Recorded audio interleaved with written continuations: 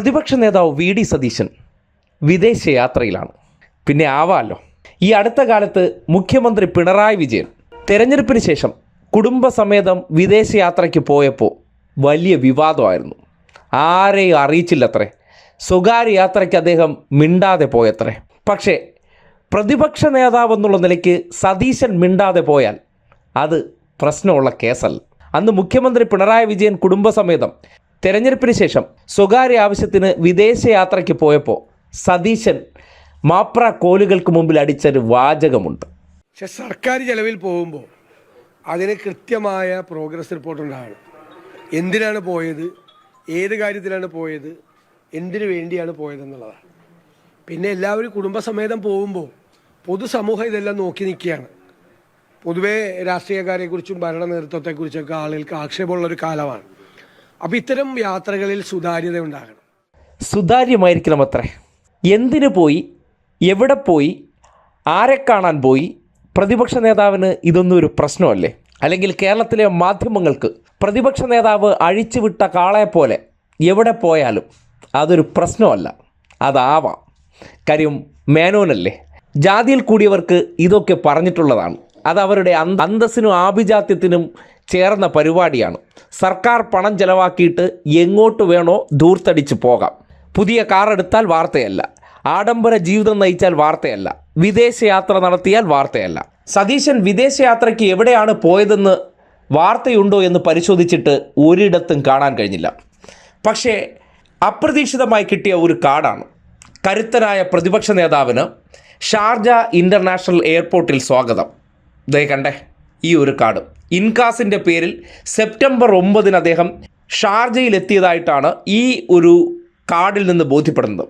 ഇതും കൂടാതെ കഴിഞ്ഞ ദിവസം UAE-യിൽ നിന്ന് അദ്ദേഹം മാധ്യമങ്ങളെ കണ്ടിരുന്നു. ഹേമ കമ്മിറ്റി റിപ്പോർട്ടുമായി ബന്ധപ്പെട്ട് വലിയ ഗീർവാണങ്ങൾ അടിച്ചിരുന്നു. പക്ഷേ അപ്പോഴും സതീശൻ എന്തിന് വിദേശത്തേക്ക് പോയി എന്ന ചോദ്യമില്ല. എന്തുകൊണ്ട് രഹസ്യമായി പോയി, എന്തുകൊണ്ട് ആരെയും അറിയിച്ചില്ല? സതീശൻ എന്ന പ്രതിപക്ഷ നേതാവിന് ഇതുപോലുള്ള യാത്രകളാകാം. മുഖ്യമന്ത്രിയായിട്ടുള്ള പിണറായി വിജയന് ഇതൊന്നും പാടില്ലത്രേ. ചർച്ചയാക്കണ്ടേ? യാത്രയുടെ ഉദ്ദേശം നമ്മൾക്കറിയണ്ടേ? നേരത്തെ പുനർജനി പിരിവെടുപ്പിൻ്റെ ചരിത്രം നമ്മുടെ നാട്ടിൽ ഇപ്പോഴും കെട്ടടങ്ങിയിട്ടില്ല. അതിനെ സംബന്ധിച്ച് അന്വേഷണം വേണമെന്നുള്ള ചർച്ച നടക്കുമ്പോഴാണ് സതീശൻ അടുത്ത വട്ട പിരിവിനായിട്ട് വിദേശത്തേക്ക് പോയതാണോ എന്ന സംശയം ബലപ്പെടുകയാണ്. സ്വകാര്യ യാത്രയാണെങ്കിൽ എന്തുകൊണ്ട് മാധ്യമങ്ങൾക്ക് മുന്നിൽ അദ്ദേഹം വാർത്ത കൊടുത്തില്ല? സാധാരണഗതിയിൽ എല്ലാം സുതാര്യമായിരിക്കണം, മാധ്യമങ്ങളിലൂടെ ചർച്ച ചെയ്യണമെന്നാണല്ലോ വെപ്പ്.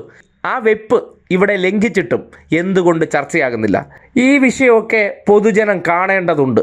കേരളത്തിലെ മാധ്യമങ്ങൾ സതീശന് കൊടുത്തിരിക്കുന്ന പ്രിവിലേജ്, അദ്ദേഹത്തിന് കുടുംബത്തോടൊപ്പം, ഇനി കുടുംബമല്ല മറ്റാരെങ്കിലും കൂട്ടി വേണമെങ്കിലും വിദേശത്തേക്ക് യാത്ര നടത്താം. കണ്ണടയ്ക്കും, മാപ്രകളുടെ അനുഗ്രാശസ്സുകൾ മേടിക്കും, അവിടെ നിന്ന് സമ്മാനങ്ങൾ കൊണ്ടുവന്ന് കൊടുക്കും. അങ്ങനെ പരസ്പര ധാരണയുള്ള കച്ചവടത്തിൻ്റെ മറ്റൊരു ഉദാഹരണമാണ്. എത്ര ദിവസത്തേക്കെന്നോ അല്ലെങ്കിൽ എന്ത് പരിപാടിക്കെന്നോ എന്ത് ആവശ്യത്തിനെന്നോ ഒരു വാർത്താക്കുറിപ്പ് പോലും ഇറക്കാതെ പ്രതിപക്ഷ നേതാവ് വിദേശത്ത് ഉല്ലസിക്കുകയാണ്. സുഹൃത്തുക്കളെ, ഉല്ലസിക്കുകയാണ്. മറ്റൊരു കാര്യം കൂടി ഇവരുടെ വേർഷനിൽ നോക്കിയാൽ സംശയിക്കേണ്ടിയിരിക്കുന്നു. വിസുഗുരുവും ഇപ്പോൾ UAE-യിലുണ്ട്. അപ്പോൾ സതീശൻ അത് മനസ്സിലാക്കിയാണോ അവിടെ എത്തിയത്? കേരളത്തിലെ സർക്കാരിനെ അട്ടിമറിക്കാൻ വേണ്ടിയാണോ രണ്ടുപേരും ഒരേ സമയത്ത് ഒരേ സന്ദർഭത്തിൽ UAE-യിലെ പരിപാടി ആവിഷ്കരിച്ചു എന്ന് സ്വാഭാവികമായി ഇവർ വാർത്തകൾ മെനഞ്ഞെടുക്കും പോലെ സംശയിക്കാം, അങ്ങനെ പ്രചരിപ്പിക്കാം. ആ ചോദ്യം ഈ നാട്ടിൽ ഉന്നയിക്കാം. കാര്യം അങ്ങനെയാണല്ലോ പല വാർത്തകളും വളച്ചൊടിക്കുന്നത്. സതീശൻ ഇവിടുത്തെ സർക്കാരിനെ അട്ടിമറിക്കാൻ വേണ്ടി ഗൂഢാലോചന നടത്താൻ, കൂടിക്കാഴ്ച നടത്താൻ വിദേശത്ത് വിസുഗുരു പോയ അതേ സന്ദർഭത്തിൽ പോയതാണെന്ന് ഈ നാട്ടിൽ ഒരു ആരോപണം ഉന്നയിച്ചാൽ എങ്ങനെയിരിക്കും? ഉല്ലാസയാത്രയോടൊപ്പം അത്തരം ചില വളച്ചൊടിക്കൽ ഈ നാട്ടുകാർക്ക് നടത്തിക്കൂടെ? അതായത് MR അജിത് കുമാറിനെ പിണറായി വിജയൻ ദൂതയച്ചു എന്ന് പറയുന്ന അതേ മാതൃകയിൽ അങ്ങനെയും വ്യാഖ്യാനിക്കാം. പക്ഷേ സതീശനോളം വിവരം കെട്ടവരല്ല ഈ നാട്ടിലുള്ളതെന്ന് വളരെ വിനയപുരസ്സരം സതീശനെ അറിയിക്കുകയാണ്.